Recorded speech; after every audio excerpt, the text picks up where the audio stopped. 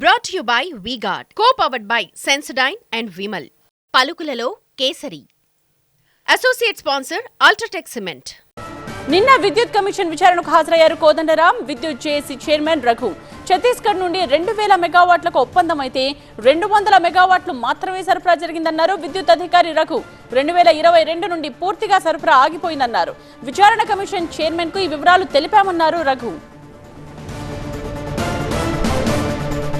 విద్యుత్ కొనుగోళ్లలో కేసీఆర్ ఏకపక్షంగా వ్యవహరించారని కోదండరాం అంటే ఏవో పదవులకు ఆశపడి నిందలు వేస్తున్నారు మాజీ మంత్రి జగదీష్ రెడ్డి అంటూ కౌంటర్ ఇచ్చారు.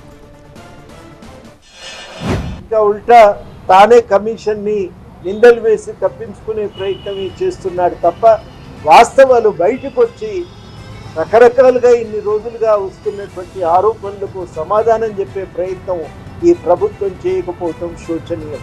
చాలా కీలకం ఏంటంటే కేసీఆర్ పాలనలో ఆర్థిక నిర్ణయాల విషయంలో చాలా తొందరపాటు అని అంటే చాలా చిన్న పదం అవుతుంది, చాలా అజాగ్రత్త అన్న కూడా చాలా చిన్న పదమే అవుతుంది. పూర్తిగా కొద్ది మందికి లాభం చేసేటువంటి రీతిలో ప్రభుత్వం వ్యవహరించింది అనేది 100% వాస్తవం. కోదండరాం ఏదో చిన్న పదవి కొరకు లొంగిపోయి ఇటువంటి చిల్లర మాటలు మాట్లాడదని నేను కూడా అనుకోను. ఇప్పుడు నేను చెప్పిన దీన్ని మాట్లాడమని కోదండరాం. అదే సమయంలో తెలంగాణ రాష్ట్రమే ఎన్టీపీసీ నిర్మించిన సింహాద్రి స్టేజ్ 2 నుంచి ₹4.33 పీపీఏ చేసుకున్న మాట నిజమా కాదా? దాంతో పోలిస్తే ఛత్తీస్గఢ్ పవర్ తక్కువనా కాదా? అదే సమయంలో తమిళనాడు ₹4.90 పీపీఏ చేసుకున్న మాట నిజం కాదా? వీటికి సమాధానం చెప్పాలి. ఎందుకు ఇన్ని వాస్తవాలు తెలిసి కూడా మీకు దాచిపెట్టి కోదండరాం దొంగల మద్దతు మాట్లాడుతున్నాడు? ఏంటి దీని వెనకాల ఉన్న మతలబ్ ఏంది? ఆఫ్టర్ ఆల్ ఒక ఎమ్మెల్సీ అదే కదా.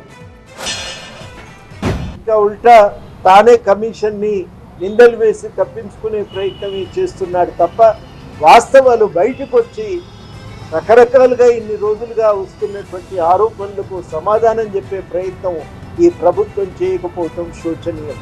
చాలా కీలకం ఏంటంటే కేసీఆర్ పాలనలో ఆర్థిక నిర్ణయాల విషయంలో చాలా తొందరపాటు అని అంటే చాలా చిన్న పదం అవుతుంది, చాలా అజాగ్రత్త అన్న కూడా చాలా చిన్న పదమే అవుతుంది. పూర్తిగా కొద్ది మందికి లాభం చేసేటువంటి రీతిలో ప్రభుత్వం వ్యవహరించింది అనేది 100% వాస్తవం. కోదండరాం ఏదో చిన్న పదవి కొరకు లొంగిపోయి ఇటువంటి చిల్లర మాటలు మాట్లాడదని నేను కూడా అనుకోను. ఇప్పుడు నేను చెప్పిన దీన్ని మాట్లాడమని కోదండరాం. అదే సమయంలో తెలంగాణ రాష్ట్రమే ఎన్టీపీసీ నిర్మించిన సింహాద్రి స్టేజ్ 2 నుంచి ₹4.33 పీపీఏ చేసుకున్న మాట నిజమా కాదా? దాంతో పోలిస్తే ఛత్తీస్గఢ్ పవర్ తక్కువనా కాదా? అదే సమయంలో తమిళనాడు ₹4.90 పీపీఏ చేసుకున్న మాట నిజం కాదా?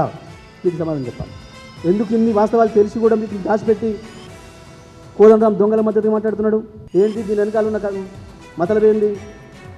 ఆఫ్టర్ ఆల్ ఒక ఎమ్మెల్సీ అదే కదా.